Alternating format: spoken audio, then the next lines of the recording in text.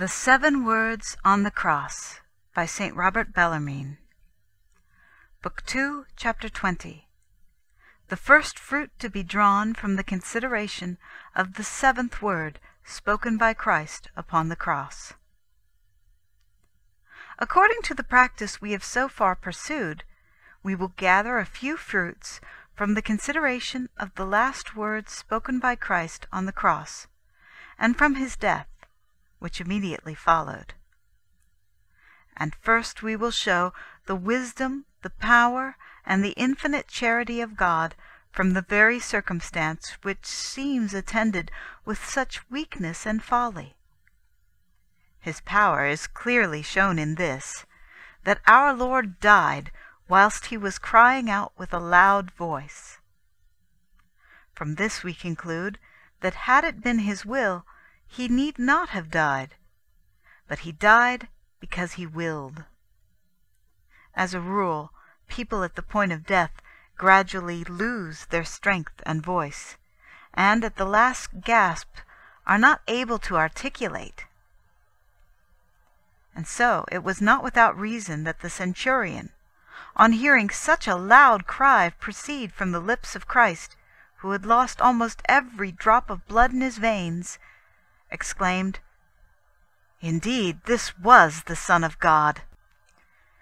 Christ is a mighty Lord, inasmuch as he showed his power even in his death, not only by crying aloud with his last breath, but also by making the earth tremble, by splitting rocks asunder, by opening graves and rending the veil of the temple.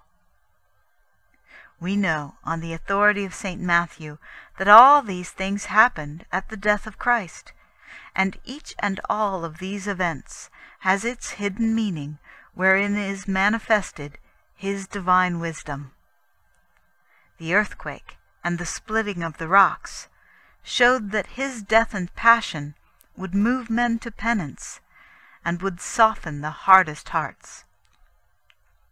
St. Luke gives this interpretation to these mysterious omens, for after having mentioned them he adds that the Jews returned from the sight of the crucifixion, striking their breasts.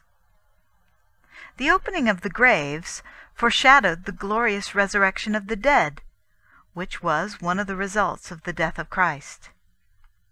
The rending of the veil of the temple, whereby the Holy of Holies could be seen, was a pledge that heaven would be opened by the merits of his death and passion, and that all the predestined should there behold God face to face. Nor was his wisdom exhibited merely in these signs and wonders. It was exhibited also by producing life out of death, as was prefigured by Moses producing water from the rock, and by the simile in which Christ compared himself to a grain of wheat. For as it is necessary for the seed to be crushed in order to produce the ear of corn, so by his death on the cross Christ enriched a countless multitude of all nations by the life of grace. St. Peter expresses the same idea when he speaks of Jesus Christ as swallowing down death, that we might be made heirs of life everlasting. As though he would say, the first man tasted the forbidden fruit, and subjected all his posterity to death. The second man tasted the bitter fruit of death, and all who are born again in him receive everlasting life. Lastly, his wisdom was manifested in the manner of his death, as from that moment the cross, than which previously nothing was more ignominious and disgraceful, became an emblem so dignified and glorious that even kings consider it an honor to wear it as an ornament. In her adoration of the cross, the Church sings, "Sweet are the nails, and sweet the wood, that bears a weight so sweet and good." Reader's note. This is from the hymn Crux Fidelis. Dulce lignum, dulci clavo, dulce pondus sustinens. St. Andrew, on beholding the cross on which he was to be crucified, exclaimed, "Hail, precious cross, that hast been adorned by the precious limbs of my Lord! Long have I desired thee, ardently have I sought thee, uninterruptedly have I loved thee, and now I find thee ready to receive my longing soul. Secure and full of joy I come to thee, and do thou receive me into thy embrace, for I am the disciple of Christ my Lord, who redeemed me by hanging upon thee." Now, what shall we say of the infinite charity of God? Previously to his death, our Lord said, "Greater love than this no man hath, that a man lay down his life for his friends." Christ literally laid down his life, for against his will no one could deprive him of it. "No man taketh it away from me, but I lay it down of myself."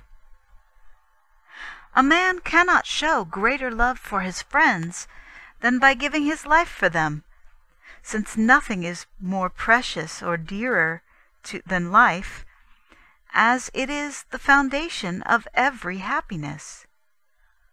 For what doth it profit a man if he gain the whole world and suffer the loss of his own soul? That is, his life. Each one instinctively repels with all his strength an attack made upon his life. We read in Job, "Skin for skin, and all that a man hath will he give for his life." So far, however, we have looked upon this fact in a general way. We will now descend to particulars. In many ways, and in an ineffable manner, Christ showed his love toward the whole human race, and to each individual, by dying on the cross. In the first place, his life was the most precious of all lives, since it was the life of the man God, the life of the most mighty of kings, the life of the wisest of teachers, the life of the best of men. In the second place, he laid down this life for his enemies, for sinners, for ungrateful wretches. Moreover, he laid down his life in order that, at the price of his own blood, these sinners, these ungrateful wretches, should be snatched from the flames of hell. And lastly, he laid down his life to make these enemies, these sinners, these ungrateful wretches, his brothers, his co-heirs and joint possessors with him of eternal happiness in the kingdom of heaven. Shall there now be one soul so callous and so ungrateful as not to love Jesus Christ with his whole heart? Shall there be one Christian soul unwilling to bear any affliction to secure his grace and live? O God, turn our hardened, stony hearts to thee. And not our hearts only, but the hearts of all Christians, the hearts of all men, even the hearts of infidels who have never known thee, and of atheists who have denied thee. End of chapter 20.